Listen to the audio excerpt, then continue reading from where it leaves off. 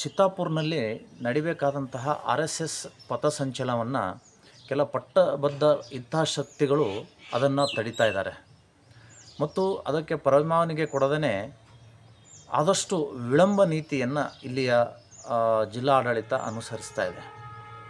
ಇದಕ್ಕೆ ಮೂಲ ಕಾರಣ ಇಲ್ಲಿಯ ಕಾಂಗ್ರೆಸ್ ಸರ್ಕಾರ. ಚಿತ್ತಾಪುರ್ನಲ್ಲಿ ಈ ಹಿಂದೆ ಅನೇಕ ಬಾರಿ ಪಥಸಂಚಲನ ಆದಾಗಿಯೂ ಕೂಡ ಯಾವುದೇ ಒಂದು ಅಹಿತಕರ ಘಟನೆ ಆಗಲಿ ಅಥವಾ ಪ್ರಚೋದನಾಕಾರಿ ಭಾಷಣ ಆಗಲಿ ಆದಂತಹ ಇತಿಹಾಸ ಅಲ್ಲಿ ಯಾವತ್ತೂ ಕೂಡ ನಡೆದಿಲ್ಲ. ಹೀಗಿದ್ದರೂ ಕೂಡ ಇಲ್ಲಿಯ ಜಿಲ್ಲಾ ಉಸ್ತುವಾರಿ ಮಂತ್ರಿಗಳು ಅಸೂಯೆಯಿಂದ ದ್ವೇಷ ಸಾಧಿಸೋದಕ್ಕೋಸ್ಕರ ಇವತ್ತು RSSನ ಪಥಸಂಚಲನಕ್ಕೆ ಕಡಿವಾಣ ಹಾಕ್ತಾ ಇರುವುದು ಅತ್ಯಂತ ಖಂಡನೀಯವಾಗಿರುವಂತಹದ್ದಿದೆ. ಇದರ ಮಾನಸಿಕತೆ ಮುಂದುವರಿದು ಕೆಲ ಸಂಘಟನೆಗಳು ಅವತ್ತಿನ ದಿನವೇ ನಮಗೂ ಕೂಡ ಪಥಸಂಚಲನೆ ಮಾಡಲಿಕ್ಕೆ ಅವಕಾಶ ಕೊಡಬೇಕು ಅನ್ನುವಂತಹದ್ದು ಮನವಿಯನ್ನು ಸಲ್ಲಿಸಿದ್ದಾರೆ. ಮನವಿ ಸಲ್ಲಿಸಿದರಲ್ಲಿ ಯಾವುದೇ ತಪ್ಪಿಲ್ಲ. ಅವೆಲ್ಲರಿಗೂ ಈ ಸ್ವತಂತ್ರ ಭಾರತದಲ್ಲಿ ಪಥಸಂಚಲನ, ಸಭೆ, ಸಮಾರಂಭ, ಶೋಭಾಯಾತ್ರೆ ಮಾಡಲಿಕ್ಕೆ ಅವಕಾಶ ಇದೆ. ಆದರೆ ದುರುದ್ದೇಶ ಇಟ್ಕೊಂಡು RSS ಪಥಸಂಚಲನ ದಿನವೇ ನಮಗೂ ಕೂಡ ಪರವಾನಗಿ ಕೊಡುವಂತಹದ್ದು ಇದು ಸರಿಯಾದ ಕ್ರಮವಲ್ಲ ಅನ್ನುವಂತಹದ್ದು ನಮ್ಮ ಅನಿಸಿಕೆ ಇದೆ. ಇದು ಅಲ್ಲದೆ ಕೆಲವು ಸಂಘಟನೆಗಳು ಅತಿರೇಕದ ವರ್ತನೆಯನ್ನು ಮಾಡ್ತಾ ಇದ್ದಾರೆ. JNUನಲ್ಲಿ ಕೂಗಿರುವಂತಹ ಘೋಷಣೆಗಳು, ಉಮರ್ ಖಾಲಿದ್, ಕನ್ನಯ್ಯ ಕುಮಾರ್ ಇವರೇನು ಘೋಷಣೆ ಕೂಗ್ತಿದ್ದರಲ್ಲ, ಆ ಮಾದರಿಯಲ್ಲಿ ಇವತ್ತು ಘೋಷಣೆಗಳನ್ನು ಕಲಬುರಗಿಯಲ್ಲಿ ಆಜಾದಿ ಆಜಾದಿ ಆಜಾದಿ ಅಂತ ಕೂಗ್ತಾ ಇದ್ದಾರೆ. ಇದು ಒಳ್ಳೆಯ ಸೂಚನೆ ಅಲ್ಲ ಅನ್ನುವಂತಹದ್ದು ಇಡೀ ಕಲಬುರಗಿಯ ಜನತೆ ಮಾತಾಡ್ತಾ ಇದ್ದಾರೆ. ಸುಪ್ರೀಂ ಕೋರ್ಟ್ನ ನ್ಯಾಯಮೂರ್ತಿಗಳಿಗೆ ಶೂ ಎಸೆದಿದ್ದು ಎಷ್ಟು ಅಪರಾಧನೋ ಅಷ್ಟೇ ಅಪರಾಧ ಇವತ್ತು ಜ್ಞಾನ ಉಳ್ಳುವಂತಹ ಜನರು ಕರ್ನಾಟಕದ ಉಚ್ಚ ನ್ಯಾಯಾಲಯಕ್ಕೆ ಬೆದರಿಕೆ ಹಾಕ್ತಾ ಇದ್ದಾರೆ.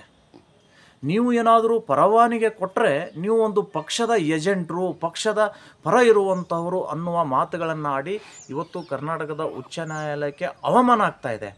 ಶೂ ಎಸೆದಿದ್ದು ಸಂವಿಧಾನಕ್ಕೆ ಅವಮಾನ ಅನ್ನೋದಾದರೆ ಇವತ್ತು ಕೋರ್ಟಿಗೆ ಸವಾಲು ಹಾಕುವಂತಹದ್ದು, ಬೆದರಿಕೆ ಹಾಕುವಂತಹದ್ದು ಕೂಡ ಅದು ಸಂವಿಧಾನ ವಿರೋಧಿ ಕೃತ್ಯನೇ. ಹೀಗಾಗಿ ಇದೇ ಮಾತನ್ನು ಬೇರೆ ಯಾರಾದರೂ ಸಾಮಾನ್ಯರಾಡಿದರೆ ಅವ್ರ ಮೇಲೆ ಕೇಸ್ ಫೈಲ್ ಆಗ್ತಾಯಿತ್ತು, ಅವ್ರಿಗೆ ಜೈಲಿಗೆ ಹಾಕ್ತಾಯಿದ್ರು. ಆದರೆ ಇಲ್ಲಿಯವರೆಗೂ ಯಾರು ಈ ಕರ್ನಾಟಕದ ಉಚ್ಚ ನ್ಯಾಯಾಲಯದಕ್ಕೆ ಸವಾಲು ಹಾಕಿದಾರೋ, ಅಪಮಾನಿಸಿದಾರೋ, ಒಂದೇ ಒಂದು ಕೇಸು ಇವತ್ತು ದಾಖಲಾಗಿಲ್ಲ. ಇದು ಕರ್ನಾಟಕದ ಸ್ಥಿತಿ. ಇದು ಸಂವಿಧಾನ ವಿರೋಧಿ ಕೃತ್ಯ ಯಾರು ಮಾಡಿದರೂ ಕೂಡ ಅದು ಅಪರಾಧನೇ.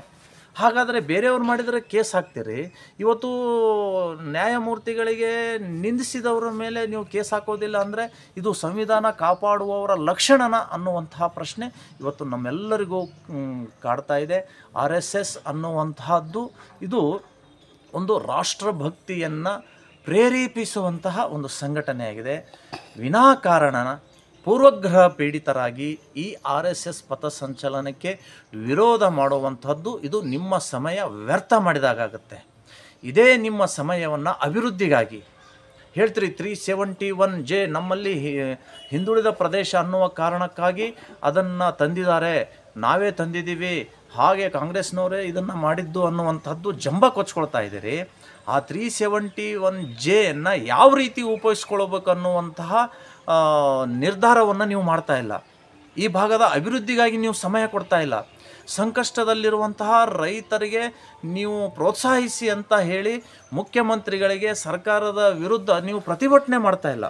ಅದನ್ನು ಬಿಟ್ಟು ಮಾಡೋ ಕೆಲಸ ಎಲ್ಲವನ್ನೂ ಬಿಟ್ಟು ಕೇವಲ ದ್ವೇಷ ಭಾವನೆಯಿಂದ, ಅಸೂಯೆಯಿಂದ RSSನ್ನು ಗುರಿಯಾಗಿಸಿಕೊಂಡು ಏನೋ ಒಂದು ಸಾಧಿಸ್ತಾ ಇದ್ದೀನಿ ಅನ್ನುವಂತಹ ಭಾವನೆ ಮಂತ್ರಿಗಳು ಬಿಡಬೇಕು ಅನ್ನುವಂತಹದ್ದು ನಮ್ಮ ಅಭಿಪ್ರಾಯ ಇದೆ.